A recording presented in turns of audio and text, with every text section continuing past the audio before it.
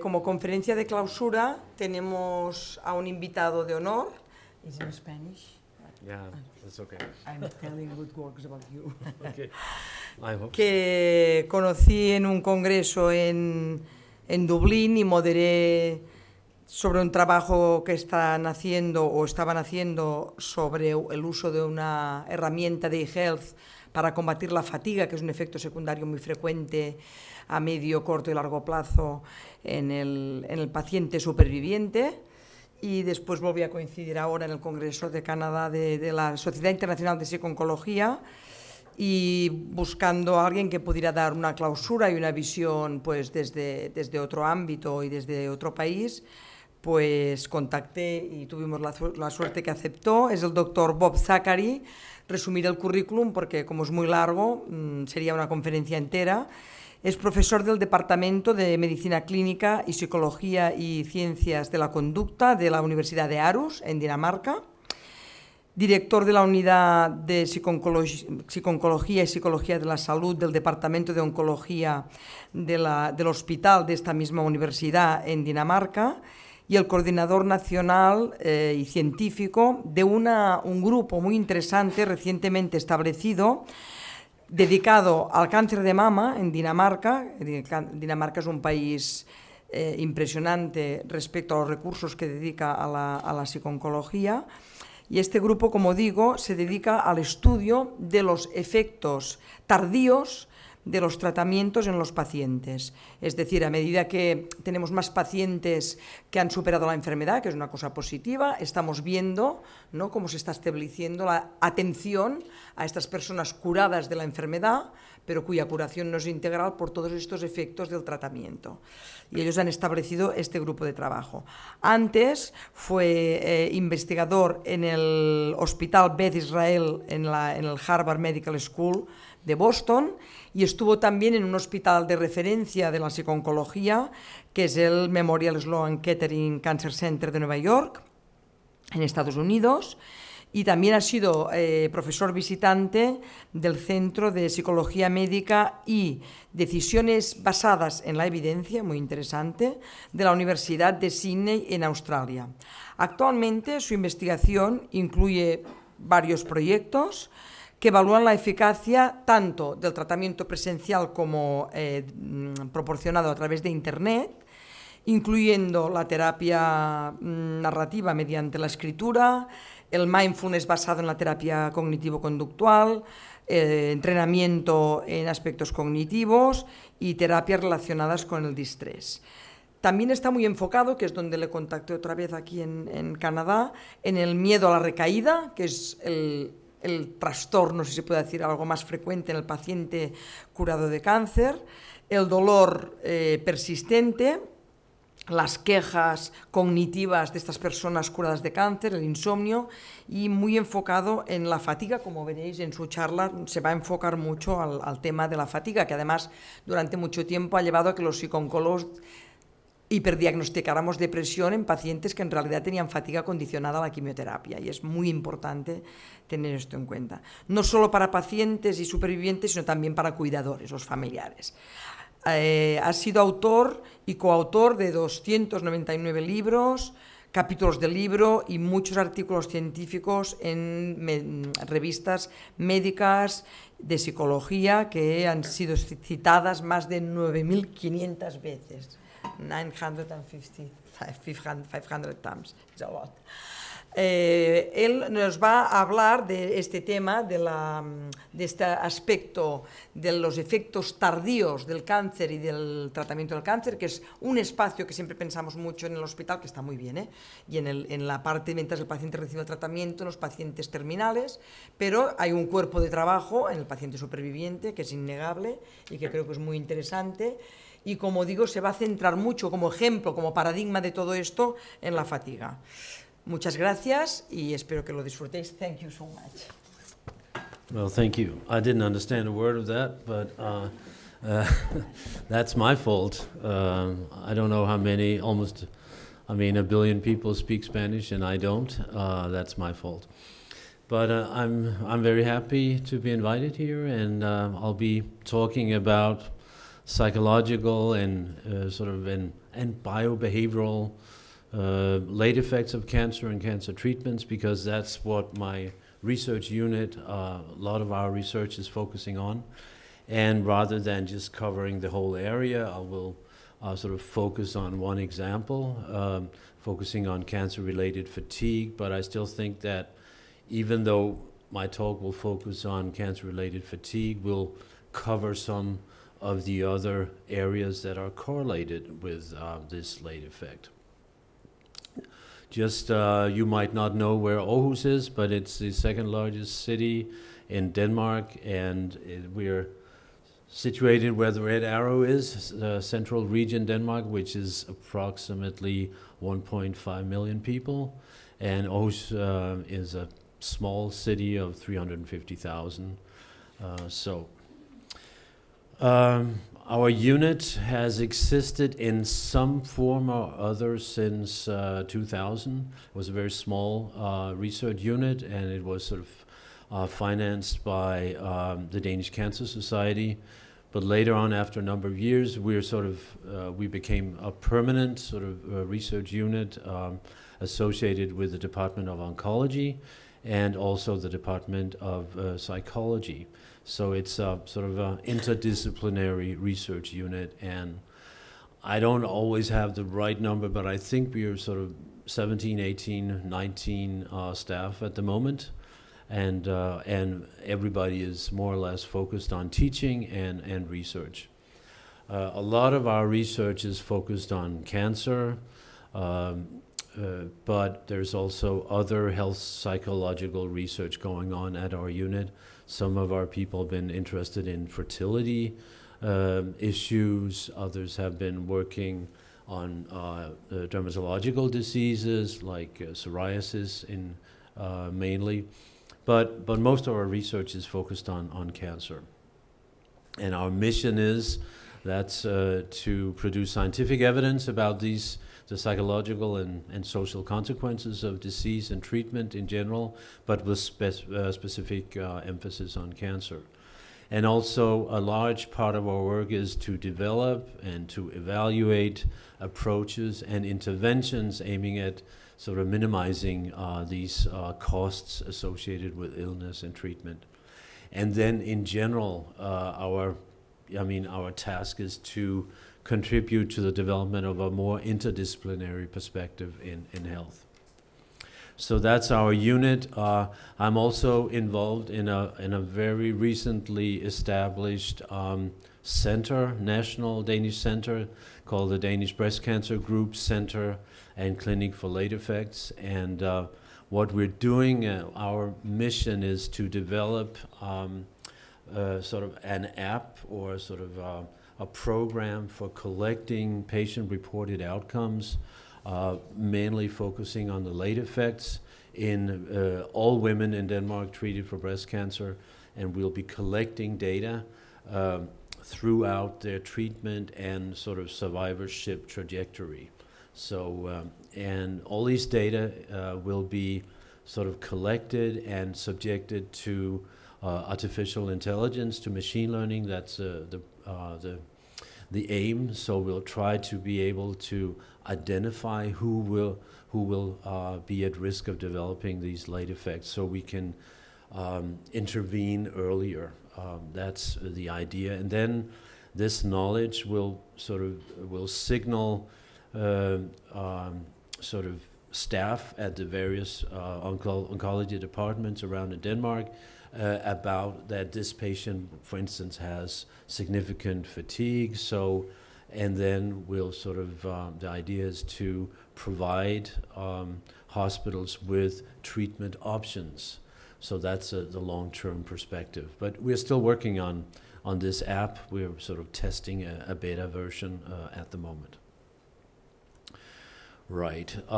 So we have a number of projects, research projects focusing on symptoms and late effects, and some of our projects have been focusing on cancer-related distress, both depression, anxiety, and in specific, we've been focusing on fear of cancer recurrence, both how can we assess fear of cancer recurrence and how can we intervene. And we've been collaborating with psychologists and psycho-oncologists in Sydney who have been developed an intervention for fear of cancer recurrence, sort of a third wave ACT-based intervention. And right now we're sort of transforming it into a group-based intervention in collaboration with Sydney. We have a number of projects that have focused on pain, both the prevalence of pain, especially in breast cancer, looking at what are really the mechanisms, because not everybody develops pain. Some patients develop pain, some develop sort of neuropathic pain, others don't. And their treatments are not sufficient predictors. I mean, there are other factors as well. There might be psychological predictors and so forth, and we've been trying to tease those apart. And then we've been testing a psychological intervention, mindfulness-based cognitive therapy for pain, and have sort of reasonable effects. And now we are sort of engaged in the task of implementing that intervention into the hospital. And that's a bit uphill because there's cuts all the time, so resources, it's always a question of resources. But hopefully we can implement it as something that can be offered to all cancer patients in Aarhus. A group of us are very interested in cognitive impairment following cancer treatments. In the old days it was called more or less chemo brain or chemo fog, but as it turns out, it might to some degree be associated with chemotherapy, but it's also associated with a number of other factors. So right now we have studies looking at how hormones like testosterone, how that will affect or predict cognitive impairment in men with treated for prostate cancer and testicular cancer. We are looking at different genetic sort of variations like ApoE4, which is a genetic sort of risk factor for dementia.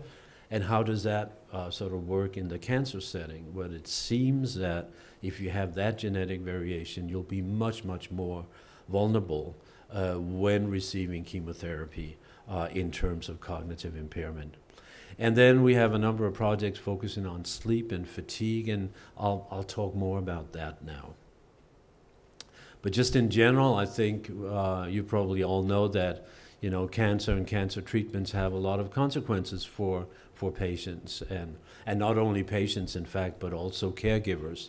We have projects looking at caregivers as well, and because caregivers are distressed, caregivers have higher morbidity and higher mortality.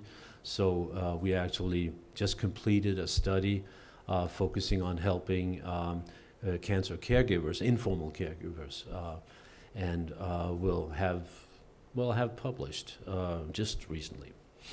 But all these different sort of challenges associated with cancer and cancer treatments, they're both psychological, sort of general consequences. There are the consequences directly or more or less directly associated with the toxicity of the treatments. And then there are some of these symptoms and late effects that are associated with the disease itself, because cancer also has a number of consequences. So when you have a cancer patient or cancer survivor who is fatigued, I mean, a part of that fatigue could be related to the cancer itself, part of that fatigue could be related to the treatment, and so forth. So all these factors affect the quality of life of patients.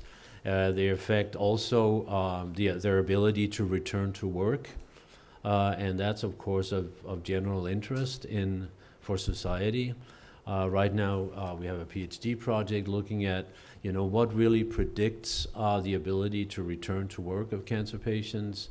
We are looking at the self-efficacy of return to work. We are looking at physical activity. Is physical activity a predictor of the ability to return to work? And it might be.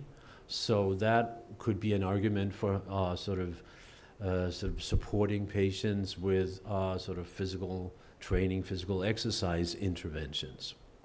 Anyway, okay.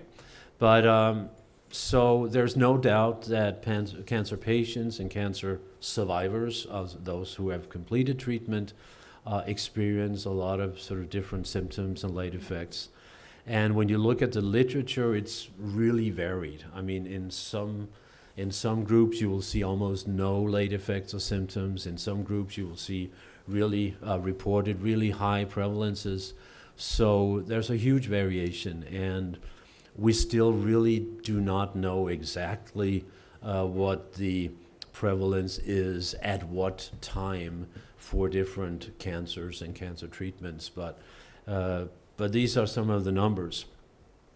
And so what I'll be doing now is try to talk about some of the main sort of consequences of cancer treatments and cancer and how they relate to each other. So I think what is really important when we're also looking at this is that all the different cancer-related symptoms and late effects, they appear in correlated clusters. So when a patient experiences, for instance, pain, they are also more likely to experience depression. When you have sleep problems, you're more likely to be fatigued. If you have pain, you may be more likely to have sleep problems. When you have sleep problems, you are more vulnerable in terms of anxiety, fear of cancer recurrence.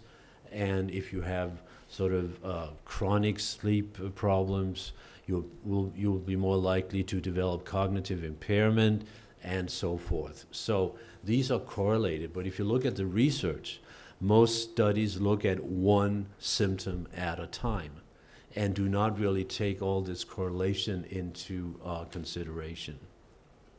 So, but in recently, there's been research focused on clusters, and there are sort of various clusters that have been identified. This figure, it shows a network graphic of how different symptoms that patients talk about, write about on social media platforms about cancer, how they're correlated. So if you have chat about fatigue, then you're also more likely to chat about cognitive problems and so forth. So that's just one example of trying to identify some of these clusters.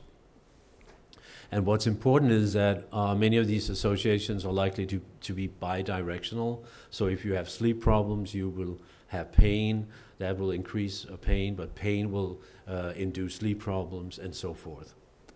And what really seems to be behind this, a common factor here, is inflammation. So it seems many of these symptoms seem to be driven by what is termed sickness behavior, and I'll return to that. Because what we know today is that the brain, the central nervous system, and the immune system are closely related. There's bidirectional communication between these systems continuously. And there's both sort of more dry, hardwire connections between the brain and the immune system and various immune-related organs, but also there are sort of more humoral sort of communication paths through various sort of cytokines and neuropeptides. So there are receptors in both systems enabling sort of communication between the brain and the immune system.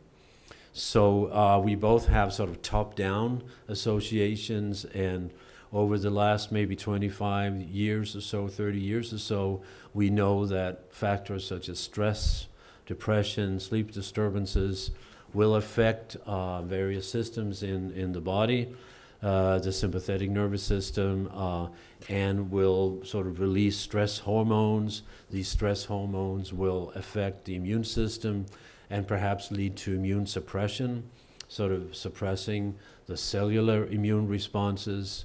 the adaptive immune response, increasing the risk for or susceptibility to infections and cancers, for instance. But at the same time, you will see activation in the immune system in terms of a higher level of various pro-inflammatory cytokines. And these cytokines, high levels of these cytokines, are correlated and predict the development of cardiovascular diseases, autoimmune diseases, a wide sort of array of inflammatory diseases, including cancer, and also sort of depression and what is called sort of sickness behavior. So, but of course it's moderated by a number of factors. It depends on genetics, it depends on age, and so forth. Right. But there's also bottom-up sort of associations, and one example of a bottom-up association is the term, the concept of sickness behavior. And what is sickness behavior? Well, it's an evolutionary conserved sort of biobehavioral syndrome induced by pro-inflammatory cytokines. It could be like IL-1, IL-6, TNF-alpha, so the common sort of cytokines, the usual suspects, so to say, released by activated immune cells.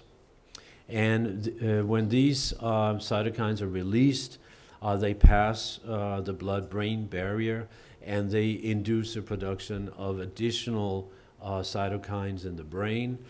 And these cytokines will then induce what one could term a motivational state that promotes adaptive responses during infection. That's the evolutionary part of this. So it induces fatigue, muscle pain, reduced appetite, fever, and depressed mood.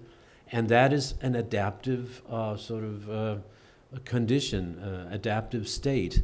Especially, I mean, if you have a disease or infection, you shouldn't be running around hunting for food. You should, rest and conserve energy. You should withdraw from the rest of your tribe so as not to infect them, and so forth and so forth. But the interesting part is that these various symptoms that are induced by the immune system and are generally adaptive, we see them also as cancer and cancer treatment related symptoms. They're very, very similar. So these are some of the same mechanisms, and that's really interesting.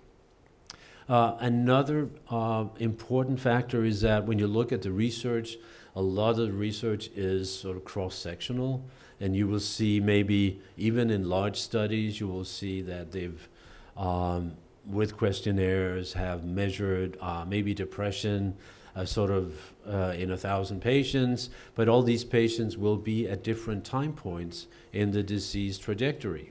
So what is really important is that how these symptoms really relate to each other. They may change over the treatment trajectory.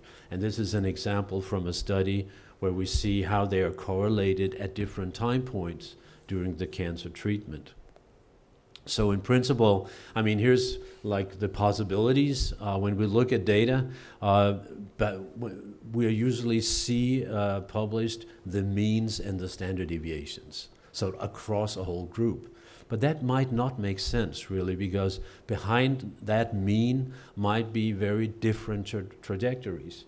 The blue one, the top blue one, for example, could be, I mean, some patients could be having high levels of symptoms from the very start and continue to have so throughout their treatment.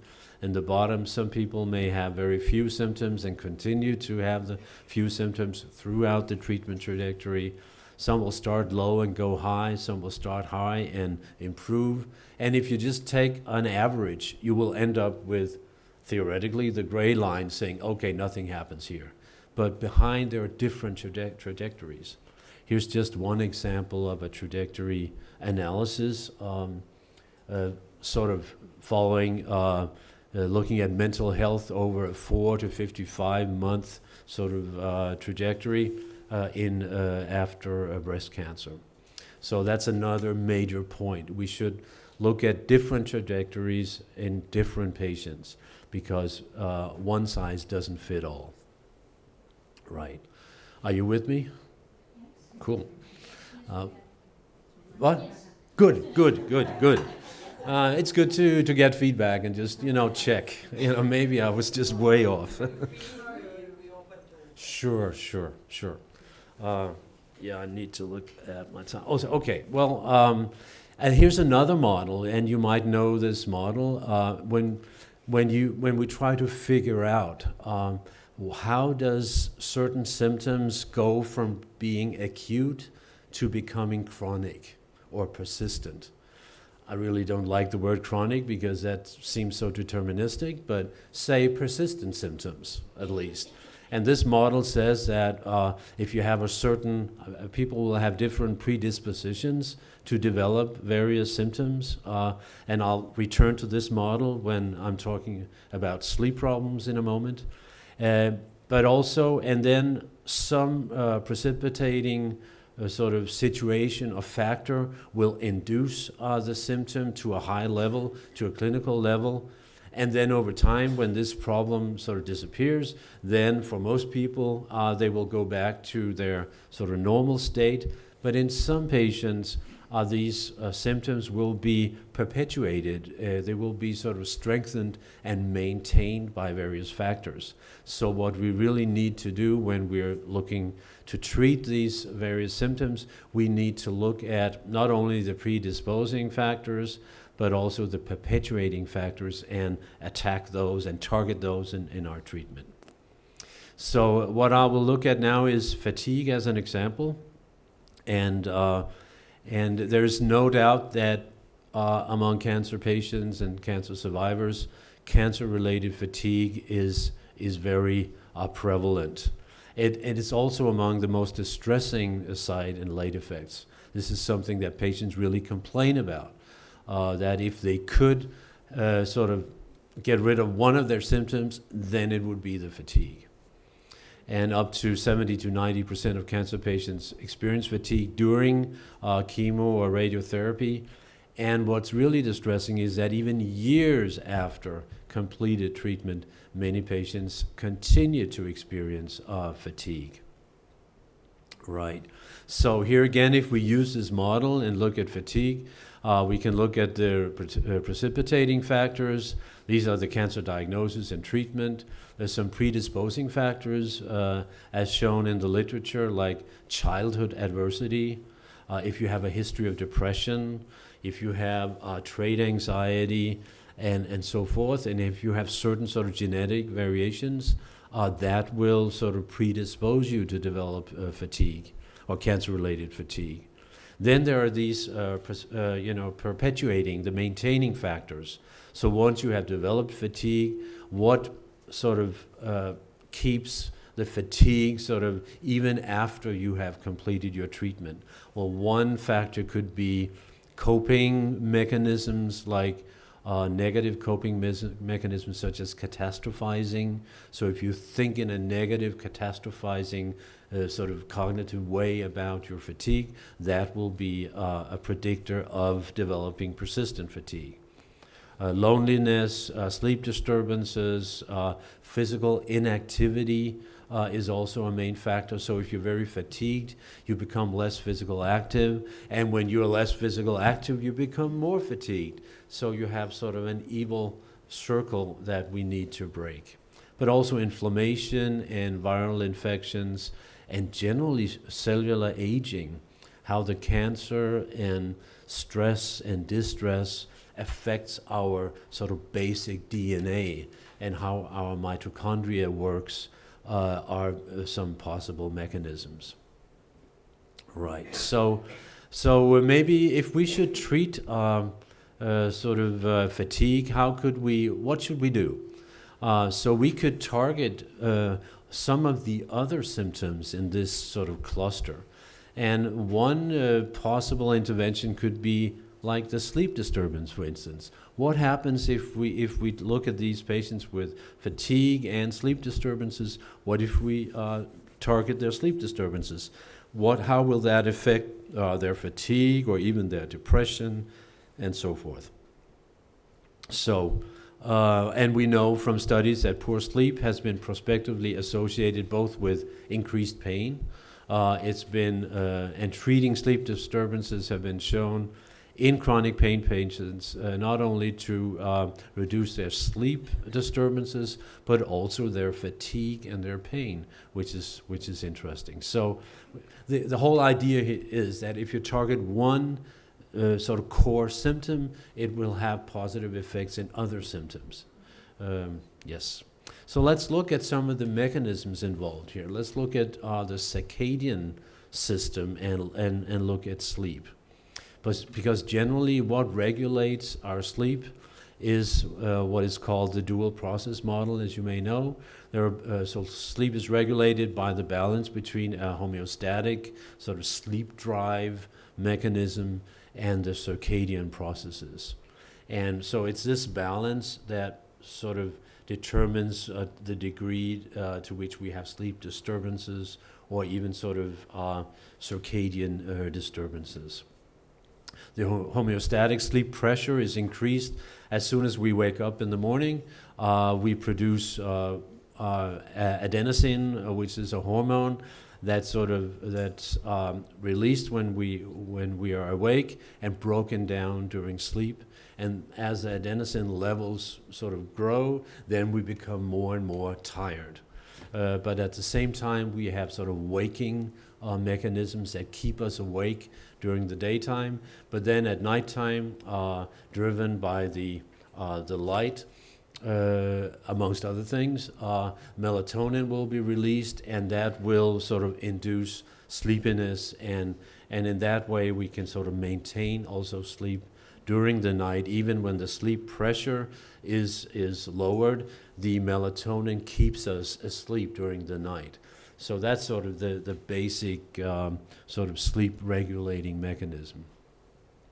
If we want to sort of check and measure or assess circadian activity in patients, there has been developed a number of sort of actigraphy-based assessments. And you can see here's an example. The top example is an example of a probably circadian well-structured person, a well-organized person. And below you see a more sort of dysregulated pattern. And that can be sort of assessed with these actigraphs and various sort of algorithms. Okay.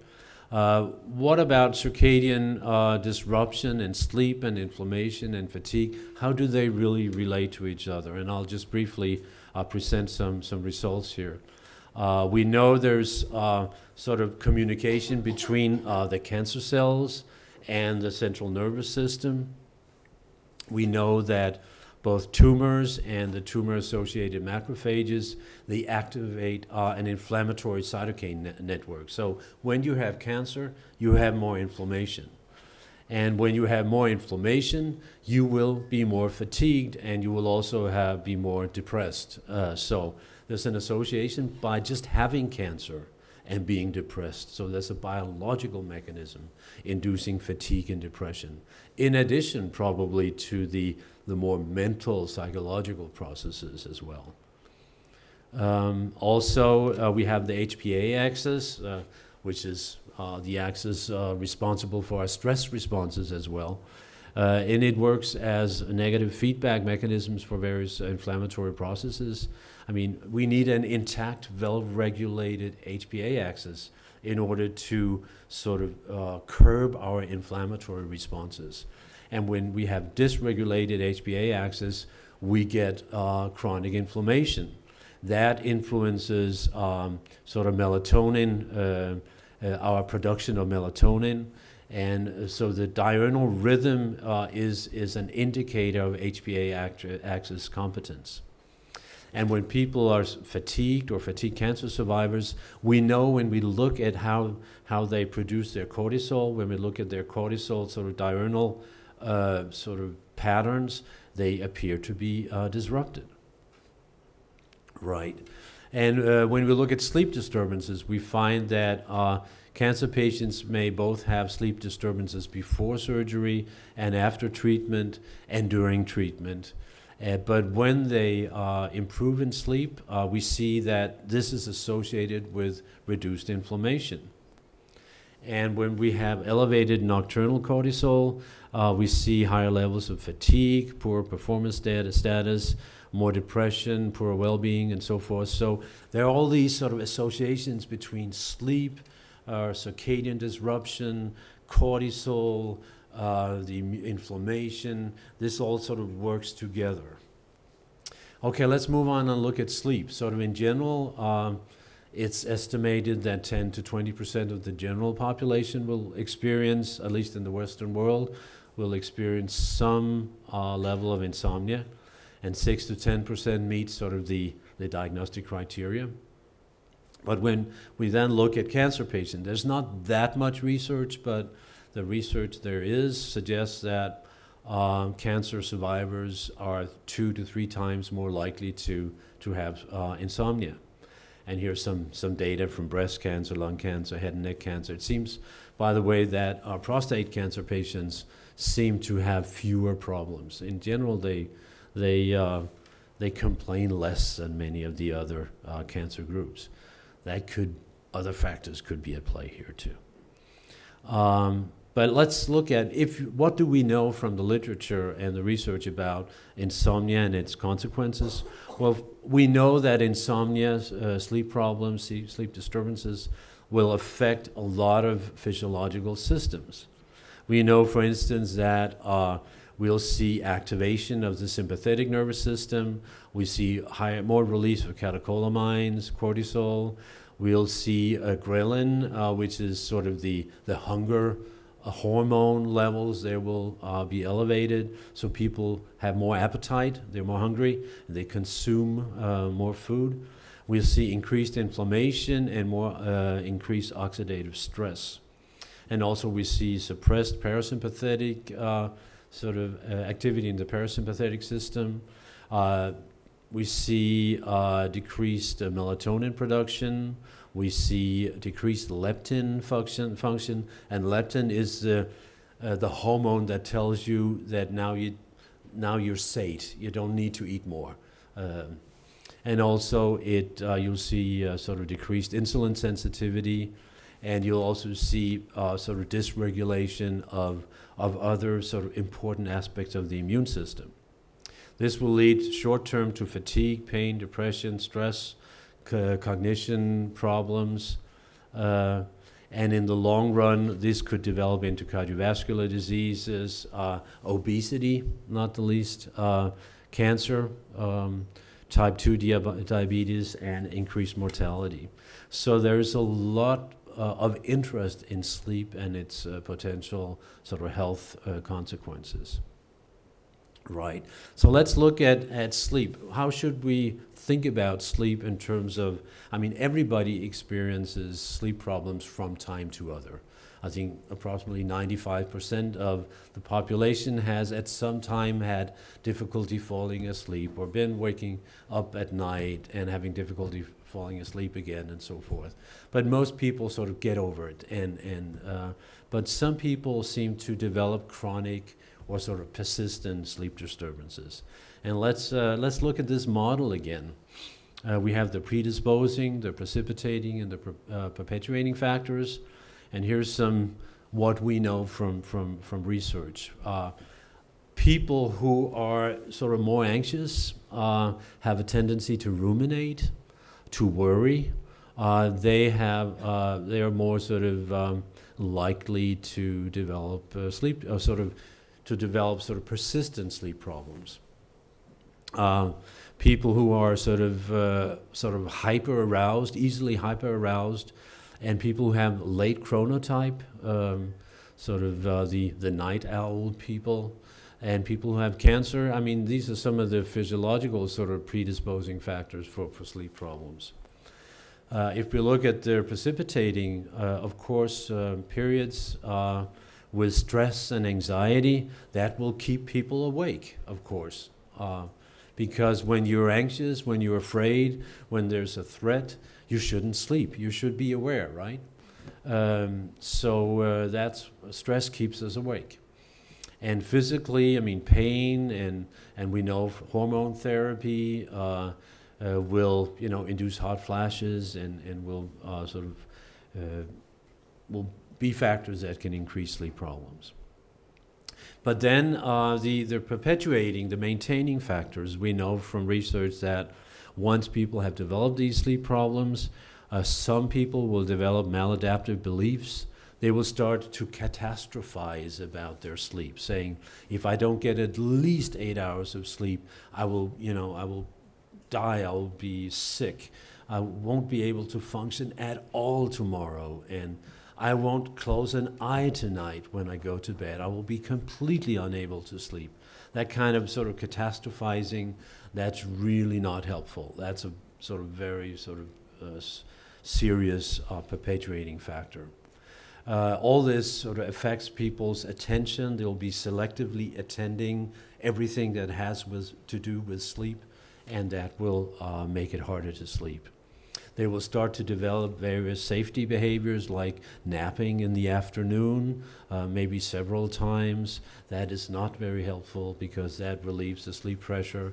They will start to go to bed very early so they can get as many hours in bed as possible, hoping that they will sleep more. That's not the case, so that's not a very good behavior either.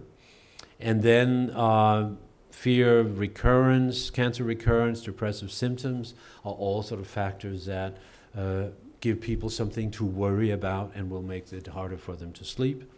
And if they'll be aroused by all these stressful thoughts, and these are the maintaining factors.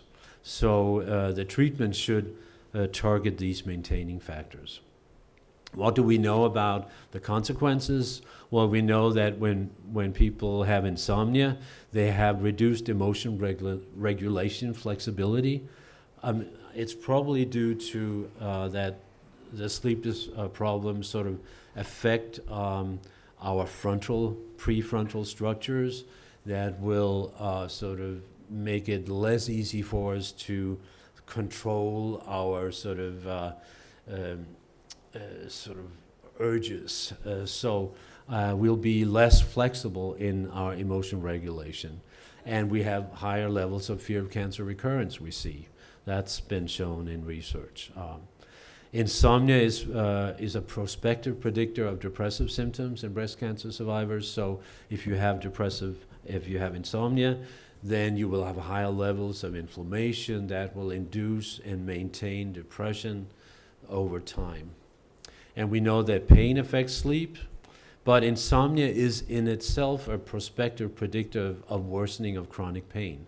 So actually it seems that sleep is a better predictor of pain than pain is a predictor of sleep, at least in the studies we have so far. And in fatigue, we have sort of perpetuating dynamics. So you have cancer in treatment will lead to fatigue, that will reduce physical activity, that will alter sleep patterns, that will increase fatigue and so forth. So we have some very negative dynamics being produced here. And cognitive impairment, we know from studies that insomnia in breast cancer survivors is associated with poorer executive function and verbal memory. And there's no doubt that these factors will also affect health behaviors. So when you have sort of sleep problems, if you have insufficient sleep, then your sort of executive function will be diminished. That will make it harder to maintain sort of healthy health behaviors like avoiding fatty foods and so forth. So and it seems it's more difficult to stop smoking when you have insomnia because again you have difficulty sort of regulating your emotions, your stress. You have poor executive function that will make it more difficult. Right. So, but again, these directions are bi-directional. And finally, how can we intervene? Well, I mean, so we have the sleep, we have sleep problems, we have the circadian disruption, we have the fatigue. So in general, tiredness and fatigue differ. And usually just one good night's sleep generally does not relieve cancer-related fatigue. But targeting some of these aspects could be helpful. So let's see.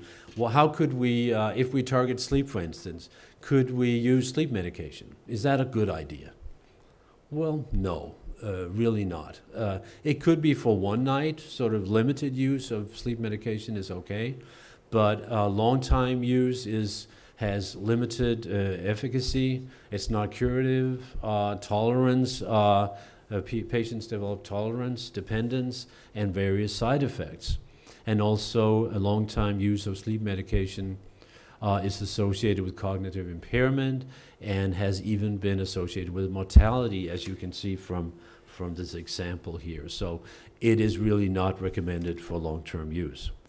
So what should we do?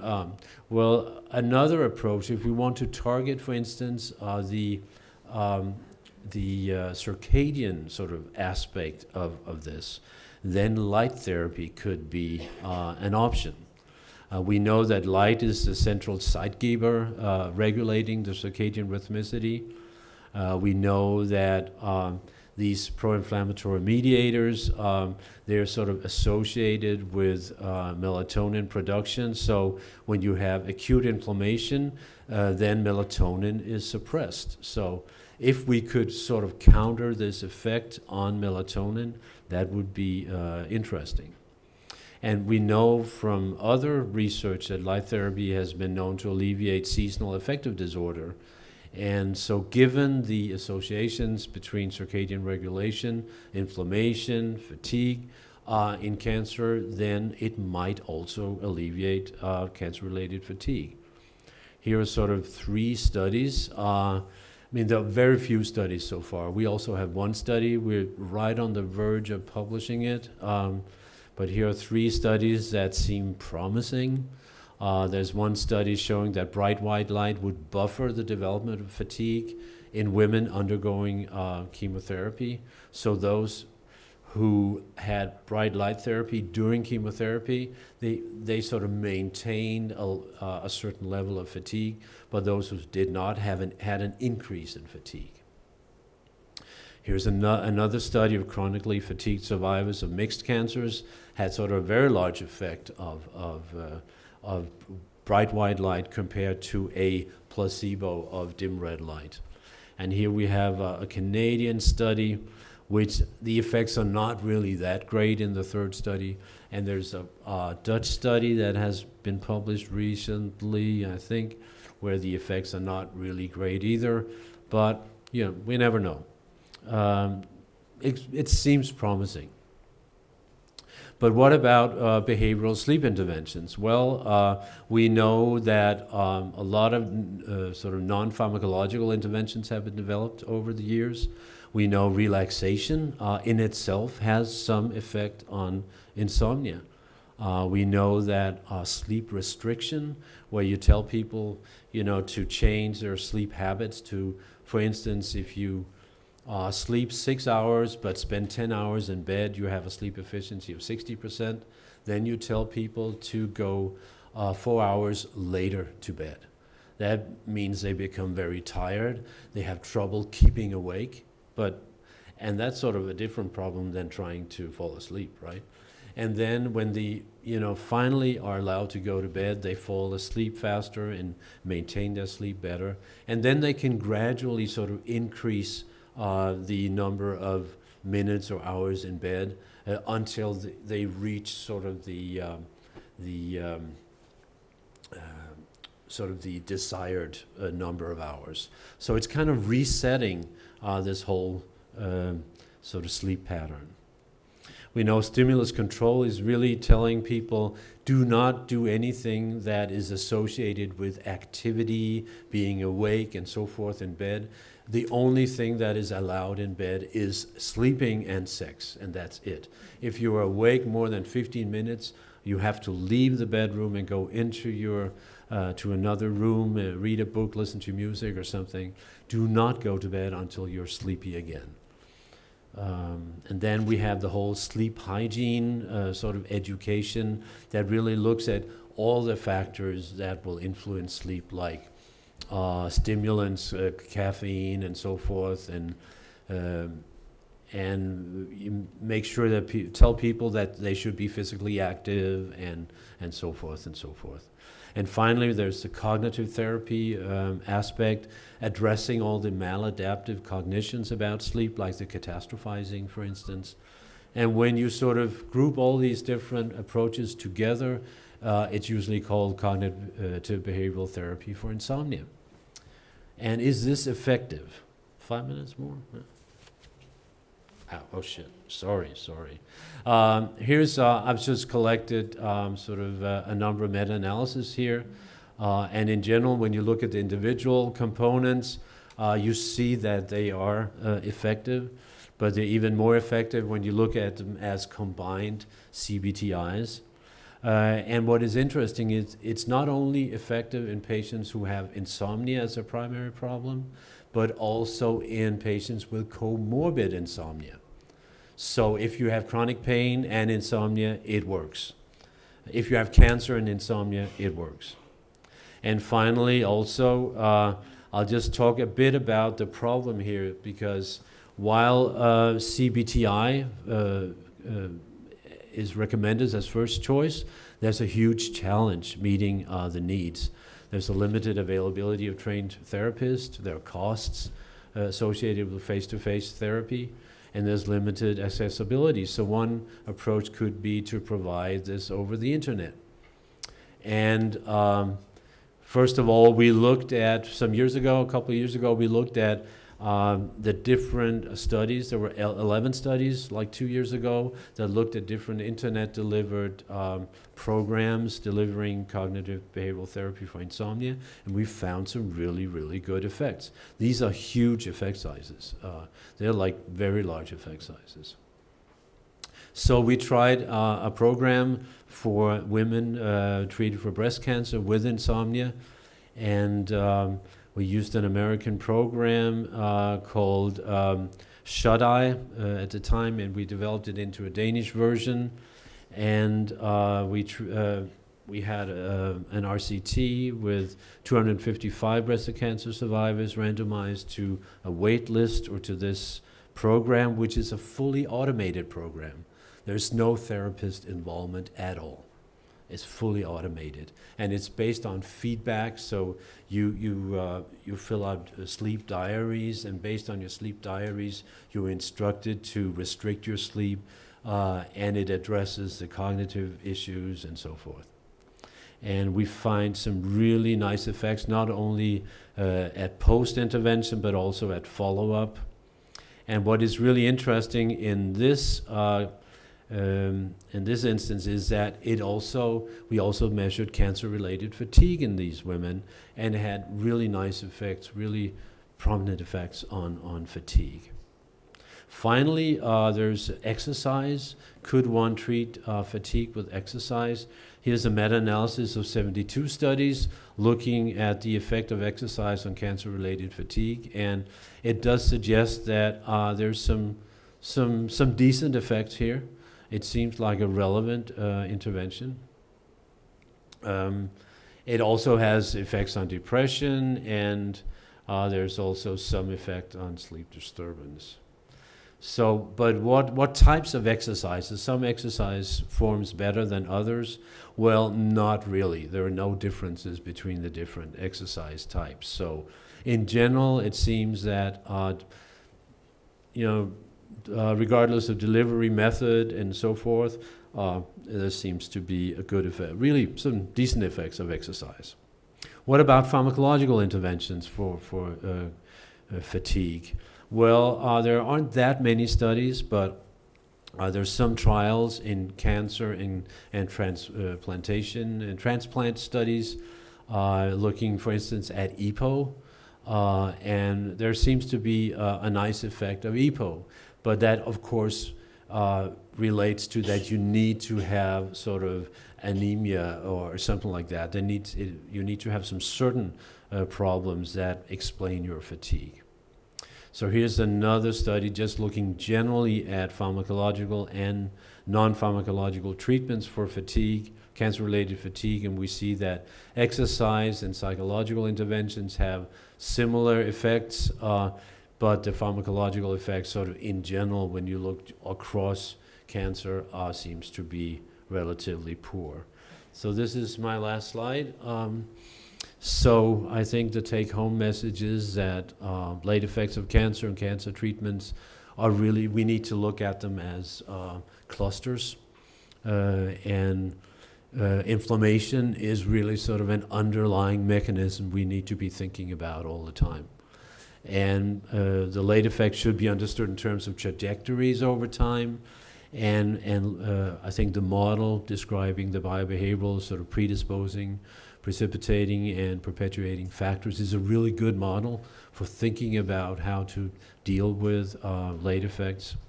So targeting key symptoms may have positive effects, and I think there's a really good argument for behavioral interventions as promising candidates. Yes, that was what I had in my mind today.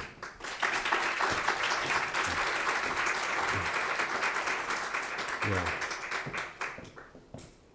Yeah, I'm sorry I went a bit over time.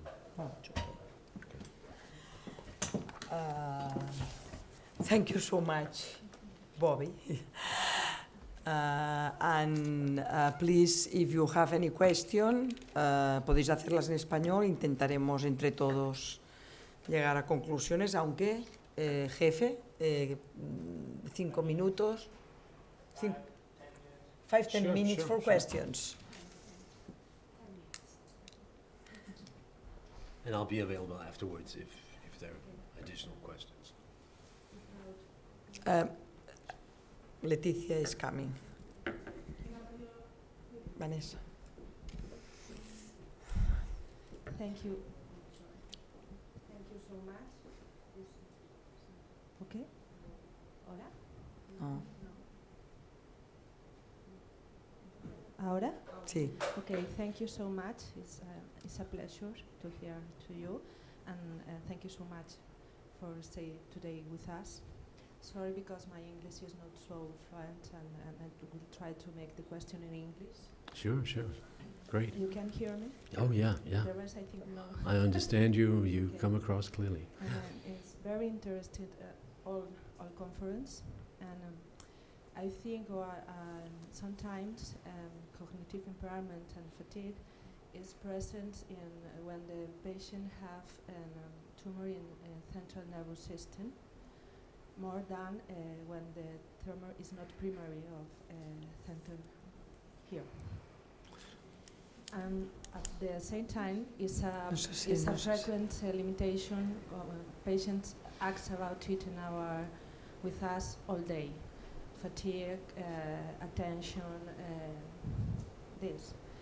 You, in your experience, you think we can be now in a chain, and we are changing the treatments, we are changing the targets, we have now results and dates to talk about new targets of target of treatments, and we can take this take-home message now and in future, late future, change the treatments of oncology patients. Yeah, what I hear you're saying, well, first of all, you mentioned, of course, that brain tumors will affect cognition, and we do have some studies also looking at that, but I was sort of talking about general sort of cognitive impairment, not related to tumors, but so in those studies we just exclude those patients. But we have other studies. We just started a proton sort of radiation center in Aarhus, and we're trying to compare the effects on sort of cognition broadly from the old radiation therapy and proton therapy to see if it sort of will induce fewer cognitive problems. And it seems it will. Well, anyway, but what I hear you're saying is that we know a lot about effects of various interventions. There's much to be learned, I think.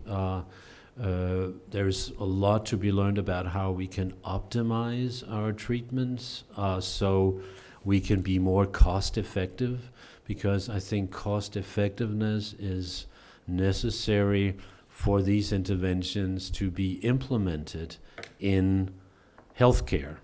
And that's the next big hurdle, is how, I mean, knowing that a lot of these interventions actually work, how can we make sure that they're implemented, that patients who are in need are actually treated?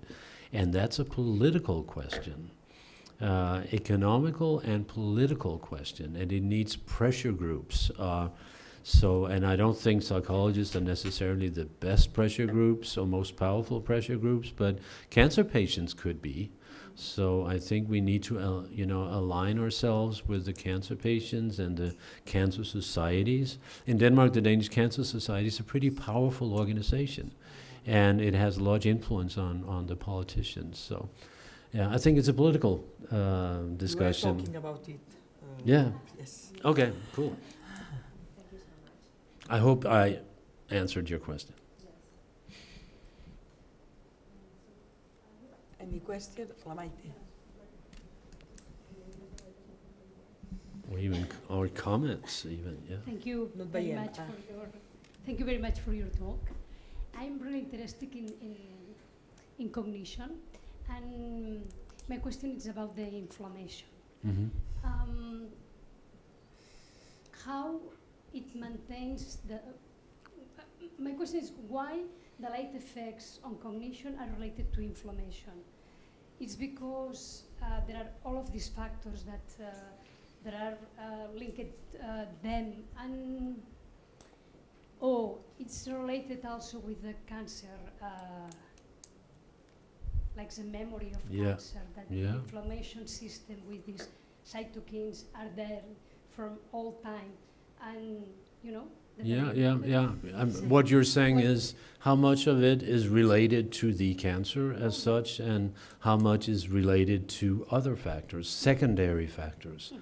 And of course, that's always not, easy to tell apart. But if we look at, for instance, we have a large cohort of women, a national cohort of women treated for breast cancer, and we've been following these women for like almost 10 years. And a lot of them still have fatigue or some have cognitive problems, not too many though, but some have cognitive problems like 9 years, 10 years after. And then these are other factors, right? So you see some of these, this inflammation, for instance, that's been induced during cancer. It should actually drop when there's no cancer anymore, right? But other issues like sleep problems and obesity, et cetera, may contribute to maintain high levels of inflammation. So it might not necessarily be related directly to the cancer anymore, but be something that has been maintained over time. So we did a meta-analysis recently where we looked at, does psychotherapy have any effect on inflammatory parameters? And how many studies? I don't remember, maybe 16 studies, something like that. And we looked at any study where they had measured pro-inflammatory cytokines and there was any type of psychological intervention, and it could be for depression or whatever. And we found some effect on CRP, and which is a very general measure, and some effect on IL-6, which is correlated with CRP. So there were small effects, but they were statistically significant. So I think that we should think of therapy also as something we should, try to target inflammation. Do you have information about the BDNF? There were very few studies, so we couldn't really do any sort of meta-analysis of that parameter. Okay, thank you very much. Any question? No? So thank you very much.